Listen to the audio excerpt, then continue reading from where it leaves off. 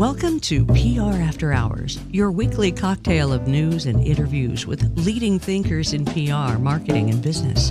So pull up a chair in our virtual lounge. Your host, Alex Greenwood, will be right back after this.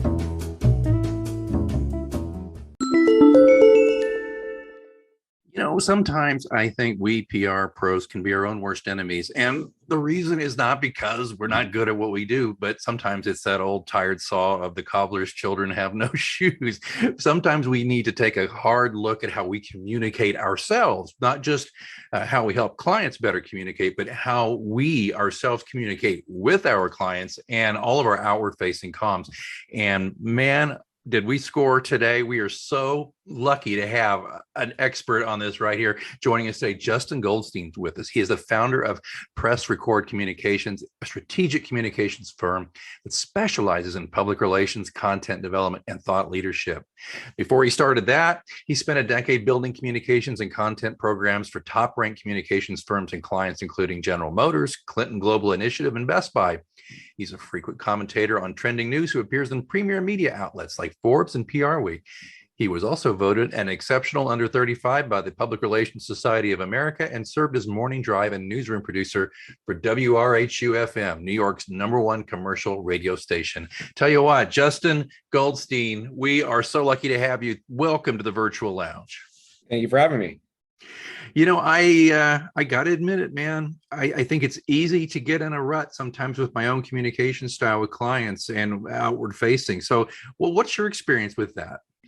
It's a problem. And well, first of all, again, thank you for having me. I think it's a problem that, quite honestly, we all face because of the nature of our industry being so fast paced. And, even though a lot of people say what we do is in rocket science, at the end of the day, it is a multi-pronged approach that often requires a lot of critical thinking and a lot of energy. And I think once we start to lose that energy, we start to lose our focus on one of the critical parts of keeping the business alive, which is making sure that we're communicating with clients effectively and making sure they feel supported and happy working with us. Because ultimately, some of us are better at the job than others, but what's going to make or break it is if the person feels, or, your direct point of contact, or if you're in-house, if you're working with your manager, for example, who is technically a client for you at the end of the day, if they feel less stressed, they're going to want to keep you on, they're going to want to keep working with you. And if they feel like they have to put in extra effort just to be able to make the ball or keep the ball rolling, then I think there's more chance that they're not going to want to work with you. Sounds legit. Well, tell me this. I know you've got 5 common mistakes the pros make, and I hope we can squeeze out 5 solutions to those mistakes when we're with you today. So yeah, I think there are not limited to, but essentially 4 pillars of, client service that are good to follow. And one of them being proactivity. So the idea being that, and I think this goes for a lot of different scenarios, but in terms of client relations, thinking 2 steps ahead of how the person's thinking, right? So we want to stay within our scopes of work and we don't want to expand past that. We don't want to over service too much clients, but I don't think it hurts to think around the corners a little bit and see how we can come to them to save time. So that means going to them and saying, hey, is there anything I could do to help, take this off your plate? Or it could be something like, I thought of this pitch idea, wanted to get a sense as to what you might think. And if so, we can just get it out. So it's always just being proactive and trying to stay on their radar so that they, A, remember that you're a critical part of what they're doing. And B, it shows that you're thinking ahead of them and helping to get some of the deliverables off their plate without more, energy from their end of things. I think also timeliness is really important, right? So if you get an email from a client, or again, if you're working in-house and your manager is your client, making sure that you're not taking too long to respond. So, if a client sends you an email, I think a 24-hour rule is good. I would try not to wait 24 hours, but if you want to respond within 24 hours, to me, that's good. But letting an email go unnoticed for 3-4 days, I don't think is optimal, because at the end of the day, you probably have a good reason for letting it go 3 or 4 days, but the client only cares about whether they're hearing from you or not and getting the answers that they need. And that goes back to the theme of making their lives easier. So I think it's really important that we respond and show initiative in a timely manner. And then also being transparent. This goes a lot to setting expectations at the top, I think, where, a lot of times we get sucked into the idea of getting the client and figuring it out later. But I think it's really important to be upfront and honest about what the expectations for a potential program should be and most likely will be, and that you'll of course try to beat that.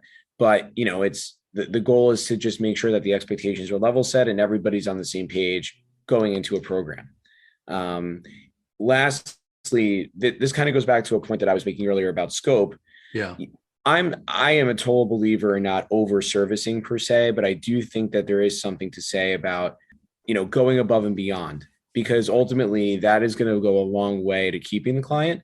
Right. And you can do that in little ways. It doesn't necessarily have to be about, offering an entire service for free. It could be little things that you can do, like, offering to have a weekly or biweekly brainstorm call to help troubleshoot any ideas that the client, or I'm sorry, challenges that the client has that they can't really, they don't have the time to really think through it as much as they would like. And you might be able to offer an opinion as an outside, with an outside POV, that might be a fresh perspective for them to consider. Right. So That's the idea of going above and beyond. And it's something that's not necessarily included in the scope, but it's something that is a small but valuable task to complete to help, further the client relationship. That's a great value add, to do that. And that's one right there, Justin, you nailed for me that I don't do enough, is ask the client, hey, we want to get together for half an hour even. Let me just talk to you and let's do this. When I do my crisis communication planning and training, we do black swan exercises, which are kind of, not quite what you're talking about, but it's so interesting to see in the midst of those exercises, how the clients, the various people on the team that the client I'm working with, how they light up and how maybe we can kind of fire off part of their brain they don't normally use, right? That's a great thing. And you said earlier, kind of a phrase I use often with my clients, let me help you see around corners a little bit here, Yeah. So I like that. I like that a lot. So I'm not challenging, but let me just ask you though, can you over communicate with the client? Can you be too much, too available? And when I say that, I don't mean bothering them. I mean, can you look too available though, to the point where you can kind of get abused by the client? Yeah, definitely. I think we're all vulnerable to that. And I think that comes with setting boundaries, but fair boundaries, right? So if a client is calling you at 9 o'clock, 10 o'clock at night, and it's not around a pressing piece of news that you're getting out, for example, that there's no reason you necessarily need to talk at 9 o'clock at night. I would kind of set the boundary that you don't, and we're using this as an example only, that you don't want to talk that late at night. But if you're getting the sense from your client during the week that they've got a lot on their plate, they're really stressed out, it may be worth bending the rule once or twice to help them get past that point. But I wouldn't necessarily make it the norm. Yeah, I try to build that in up front, and I'm pretty candid right off the bat. I'm at a point with my agency where I'm not so hungry, so starving that I'll just do whatever, and whatever they need, so I try to lay that out. But I always tell them, I say, look, though, the chips are down. It doesn't have to be an emergency, but if you've really got something on your mind, just, give me a text and I'll call you as soon as I can, that, in an evening or whatever, or a weekend. Although I jealously guard that time, because if in order for me to be fresh and good for my clients, I just feel like I can't be rocking around the clock. But your point's well made. I really do appreciate that point. When you say you set boundaries, do you kind of set things up front, or how does your agency work on that? Well, I think it happens naturally. So, what I've seen actually a lot more people, well, to answer your first question, we don't do that as a standard practice. Like there's no sort of manual for doing it. It's more so, I think, again, more of a natural thing to happen. Mm-hmm. But what I've seen, for example, a lot more people doing is they'll put up away messages when they're working to say, hey, I'm hard at work, for an example, press core communications clients. I'm going to be unavailable during these hours, but you can reach me for anything urgent on my cell, and here's my number. Right. So that's showing like and that's setting the expectation of, hey, I'm not gonna be able to get back to you right away. Right. If it's nothing urgent, but if it is, call me and I'll talk to you. Right. So you can put up an away message, let's say at night, that says, hey, offline for the night, but certainly reachable on cell for any urgent matters. Otherwise, I'll get back to you in the morning, first thing. I don't necessarily do that. I think it's okay to do that. I don't do that. I think those are little ways in which you can start to set those boundaries, but not go overboard. Yeah. Well, of course, another exception to that too, where you look like a total rock star, of course, is when you're calling the client at 8 o'clock at night because perhaps a reporter at a great publication or broadcast in another time zone got a hold of you and wants to talk to them, right? So that's a great moment there.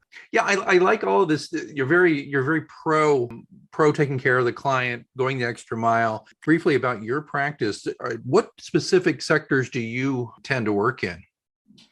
So we focus on a few areas: fintech, financial services, automotive, public affairs, government.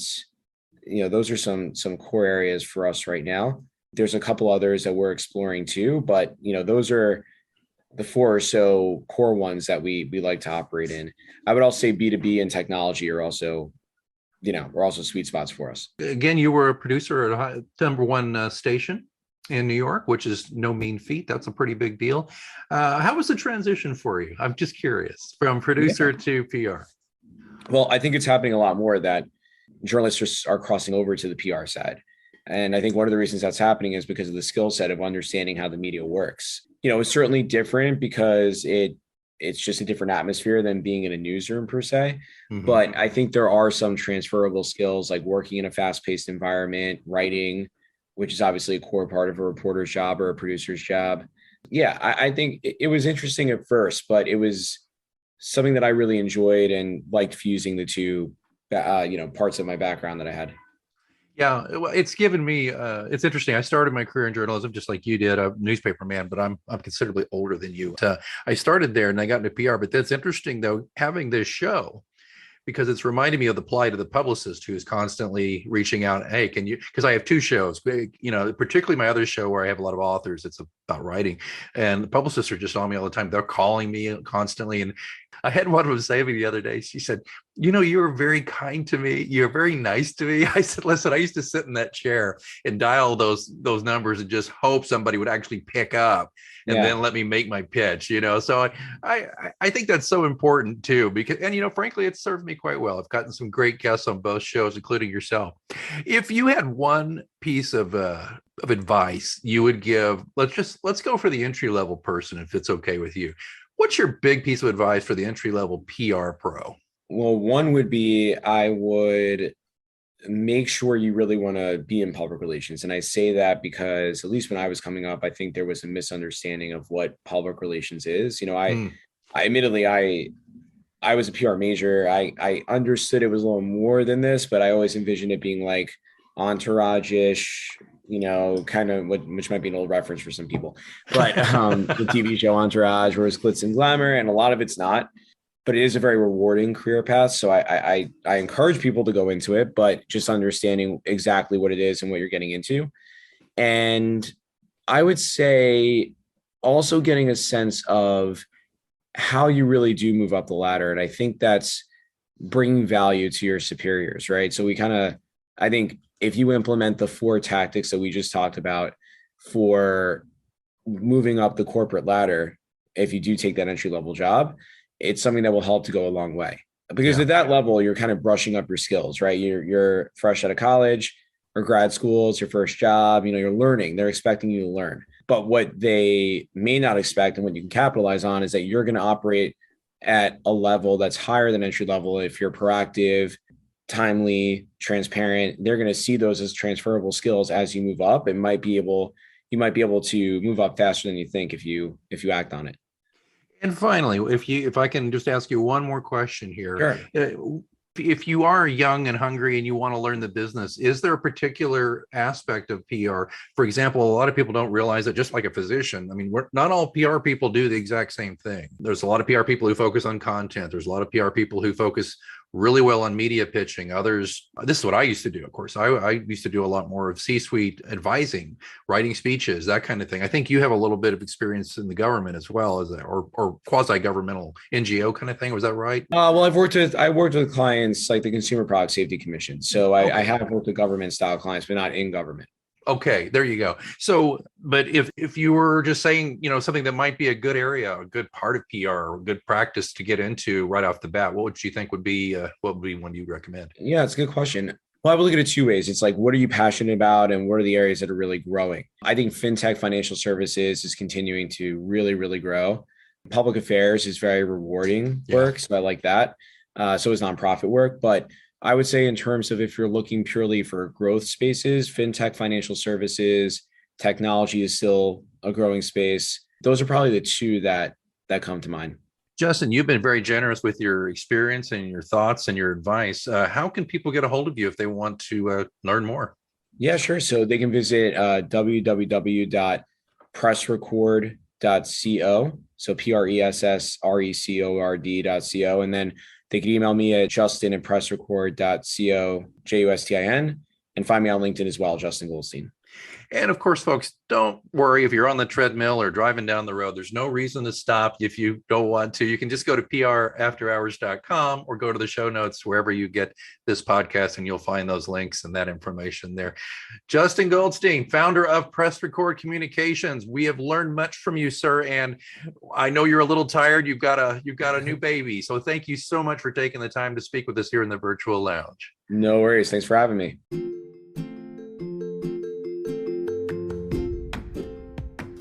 Okay, who has a podcast, then writes an ebook about podcasting and doesn't do an audiobook version of it? Well, not me. I've done that.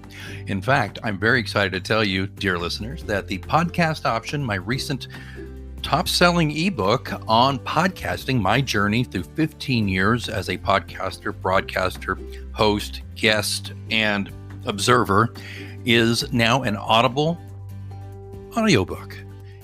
It's really, really, really exciting for me to be able to present this to you through Audible, which is available on Amazon.com, where the ebook link is as well. And in this fast listen, my experience comes to you through stories, practical tips, and advice from my hundreds of hours as a guest, producer, podcast host, and more. And the podcast option, if I say so myself, is mandatory listening for those new to podcasting, and it should be a welcome addition to veteran podcasters' library. So check out the podcast option read by yours truly, Alex Greenwood, or as they say there, the J. Alexander Greenwood, because that's my pen name, and that's a long story, which if you dig through my podcast, eventually you'll find out what that means. But the point being today, the podcast option is available now as an Audible audiobook. I've got a link in the show notes to make it easy for you. Please do me a favor, go get that audiobook, or if audiobooks aren't your bag, there's also a link for you to get it as an ebook. Again, the podcast option. I certainly hope you will choose it.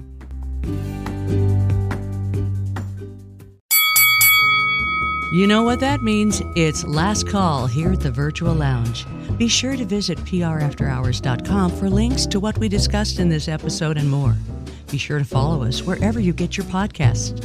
And join us next time for another round at PR After Hours with Alex Greenwood.